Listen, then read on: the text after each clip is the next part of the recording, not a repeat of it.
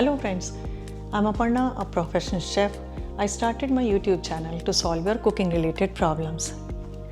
ये बात है यही कोई 10 साल पुरानी। हम न्यू जर्सी में रहते थे और अटलांटिक बीच पर हम एंजॉय करने के लिए गए।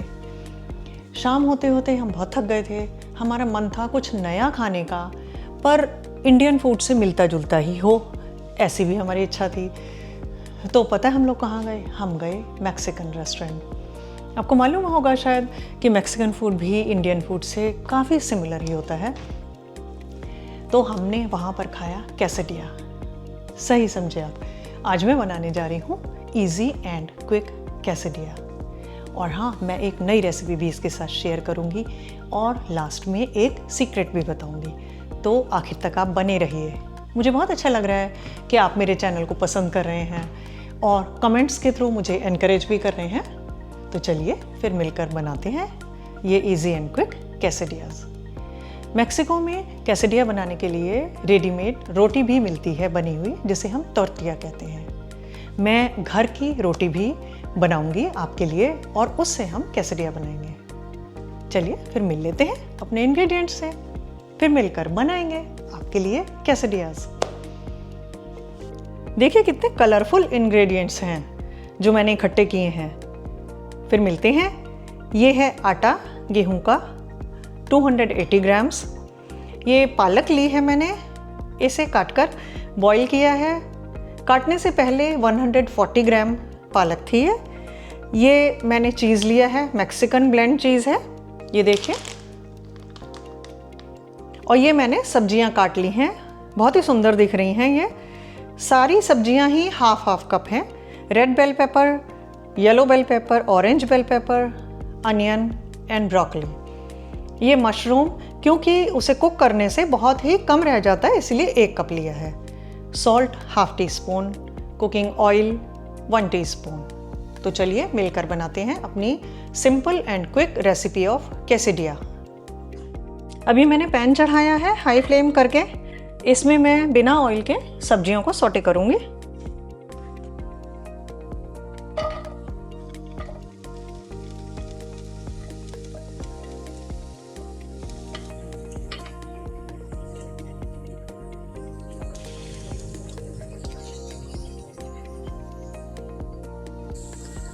ये मैं मशरूम बाद में करूंगी सौटे, क्योंकि क्या होता है ना, मशरूम पानी छोड़ देता है, फिर हमारी सारी सब्जियों में पानी पानी हो जाएगा।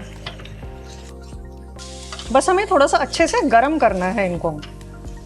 कभी कभी क्या होता है, हमारी गैस तेज होती है और बर्तन बहुत हल्के बेस का होता है, तो और भी जल्दी सब्जियां सौटे हो जाती हैं। तो आप अपने हिसाब से देख लीजिए, जब बस अच्छे से गर्म हो जाएं। इसमें मैंने कोई नमक वगैरह नहीं डाला है अभी। हम अपनी डिश बनाने के लिए पालक का आटा गूंथकर उसे इस्तेमाल करेंगे, उसमें मैंने नमक डाल दिया है। अब बस ये सब्जियां गर्म हो गई हैं, 3 मिनट लगे हैं मुझे इसे करने में। तो अब हम इसे निकाल लेंगे और अब सेम पैन में अपने मशरूम करेंगे। मशरूम काफ़ी जल्दी हो जाते हैं। हाई फ्लेम करके जब तक वो पानी छोड़े उससे पहले ही हमें निकाल लेना है मशरूम को। ये लीजिए, मशरूम फटाफट हो गए हैं। अब अगर मैंने ज़्यादा किया तो ये पानी छोड़ देंगे। मैं इसे भी निकाल लेती हूँ। अब ये देखिए, इसमें मैं बताना भूल गई थी आपको, थोड़ी सी 1/8 टीस्पून मैंने काली मिर्च और 1/8 टीस्पून लाल मिर्च लिए, ये इसमें ऐड कर दूंगी और मशरूम भी साथ में मिला दूंगी। नमक नहीं डालेंगे क्योंकि सब्जियां पानी छोड़ देंगी। मशरूम भी ऐड कर दिया है इसमें मैंने। अब मैं ये हाई फ्लेम करके अपना कास्ट आयरन का पैन चढ़ा रही हूँ। इसमें आपको थोड़ा ऐसा लग रहा होगा कि मैंने ऑयल लगाया है, तो ये एक्चुअली मैंने सीजन किया था पैन को, क्योंकि कास्ट आयरन का तवा है, इसमें रस्ट लग जाती है अगर इसे सीजन ना किया जाए तो। थोड़ा सा मेरे को पानी की ज़रूरत पड़ी थी पालक मिलाने के बाद, और मैंने ऑयल और सॉल्ट भी उसी में डाल दिया था। इसके मैंने 6 पेड़े तैयार किए हैं रोटी बनाने के लिए। अब जैसे नॉर्मल रोटी बनाते हैं वैसे ही बनाएंगे हम इसकी रोटी, पतली पतली और बड़ी, जितनी बड़ी पॉसिबल है उतनी बड़ी रोटी। अब ये मेरी रोटी बन के तैयार हो गई है। अब इसे हम हल्का हल्का सेकेंगे, हमें ज़्यादा नहीं सेकना है क्योंकि अभी हम और भी काम करने वाले हैं इसके साथ, रोटी के साथ, तब भी ये रोटी और सिकेगी। अब हम इसे एक बार पलट देंगे, थोड़ा सा दूसरी साइड से भी सेक लेंगे। ऐसे ही हम 2 रोटी तैयार करेंगे। हल्की हल्की सिक गई है ये भी, इसे निकाल लेंगे। अब हम दूसरी रोटी भी डाल लेंगे तवे पे। अब ये भी सिक गई है। अब हम गैस को हल्का करेंगे और इस पर हम पलट के थोड़ा सा यहाँ पे चीज़ डालेंगे, एक हल्की लेयर चीज़ की डालेंगे। फिर हम अपने ये वेजिटेबल्स लगाएंगे। वेजिटेबल्स को हम धीरे धीरे स्प्रेड भी करते रहेंगे अपना ध्यान से, क्योंकि नीचे हमने चीज़ लगाया है। अब हम इसके ऊपर से एक लेयर चीज़ की और लगाएंगे। अब हम जो ये पहले रोटी बनाई थी इसका भी नीचे वाला हिस्सा यहाँ पे रख देंगे और इसे दबा दबा के थोड़ा सा घुमाएंगे। गर्मी से वो चीज़ मेल्ट होगा और हमारी रोटी भी सिकती जाएगी और चीज़ भी मेल्ट होता जाएगा। अब हम इसे फ्लिप करेंगे बहुत ही ध्यान से। ये देखिए कितनी बढ़िया रोटी सिक गई अब हमारी ये वाली। अब हम ऐसे लो फ्लेम पे दूसरी साइड से भी इसे सेक लेंगे। इसके इंग्रेडिएंट में मैं एक चीज़ बताना भूल गई थी, सावर क्रीम।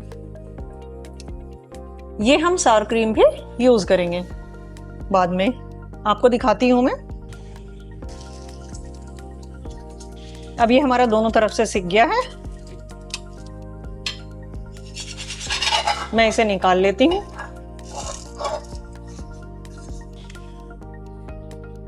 अब एक मैं और ट्विस्ट दिखाती हूँ आपको, एक नए स्टाइल से बनानी। जैसे कि आजकल बच्चों के पास में टाइम नहीं होता है ना आटा गूंदने का और रोटी बनाने का।